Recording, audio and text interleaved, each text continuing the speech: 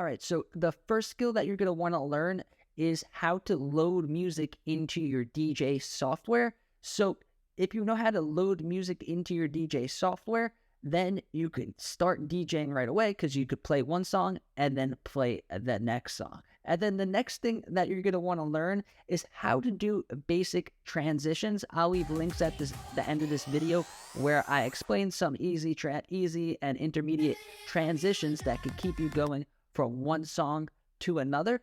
Next is you're going to have to figure out what you're permanently going to use for DJing. I recommend DJing with the iPad. I've been DJing with the iPad for like 10 years.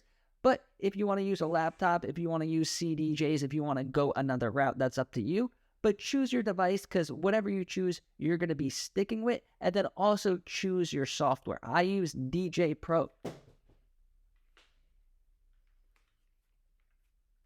I use DJ Pro AI. I think it is the best, most advanced DJ software out there, especially if you plan on DJing with the iPad.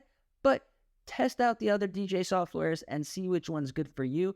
Because although it's similar to DJ on different softwares, there is going to be a learning curve and it could be annoying trying to learn on new software. So choose one and then stick with it. Now, the next thing that you're going to want to learn is how to set up your equipment, because once you get serious about DJing, you're going to want to either use controllers or other devices when you DJ, and these devices are going to require adapters and a lot of wires. So what you need to do is get the equipment that you want and practice setting it up and tearing it down. Now, depending on what type of DJ you want to be, there's going to be different ways that you set up. If you plan on being a mobile DJ, which is a great way to get started as DJing, and that means that you're responsible for bringing the speakers, the lights, the table to set everything up on. You're responsible for everything. So knowing how to set this stuff up is going to be great. Or even if you plan on just being like a club DJ where you just go and plug in your USB stick, learn how to practice plugging in your USB sticks, practice finding all your songs. And then that leads me into my next tip. And then that is playlist. If you know how to load songs onto your software, you know your software pretty good, and you know basic transitions, if you do the next step and have awesome playlists, then you're going to have such an easier time as DJing. Now, the great DJs that you see, they're not like geniuses or ninjas. Most of them just took the time and they weren't lazy and they planned out their playlist. And then also cue points. I'm going to get into that next. But if you are booked to do a gig, say you get booked to do a gig in a week or two, then you are, as soon as you find out about that gig, start your playlist, start thinking about who's going to be there, what type of people are going to be there, and what type of songs you want on your playlist. It doesn't have to be exact, but having the playlist set up is good.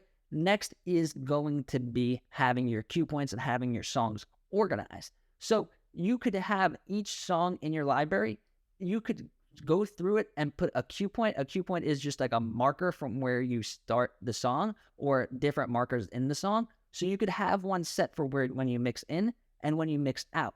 So now you're good to go. You have your software, you know how to set everything up, and then you have your playlist and you know when to mix in and mix out of these songs. So you can get through any situation and keep the party going.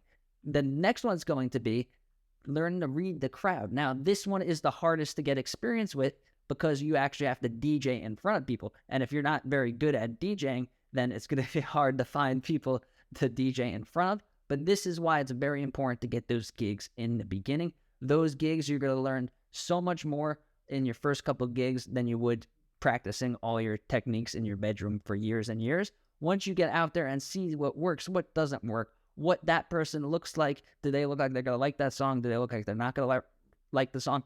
It's really easy to read a crowd. It sounds like a mystical, magical thing, but really just look at the person, look at their age, and try to decide what would be good for them. And then also read basic body language. Are they bopping their head? Are they tapping their feet? Or are they getting annoyed and walking away? So this takes a couple of gigs, and it's basically a lifetime to master, but start getting good at reading the crowd. Next is just have fun with it. You're not going to be the best DJ in the world when you first start, and you can still do a lot of gigs when you're just starting out, even if you're not the best DJ.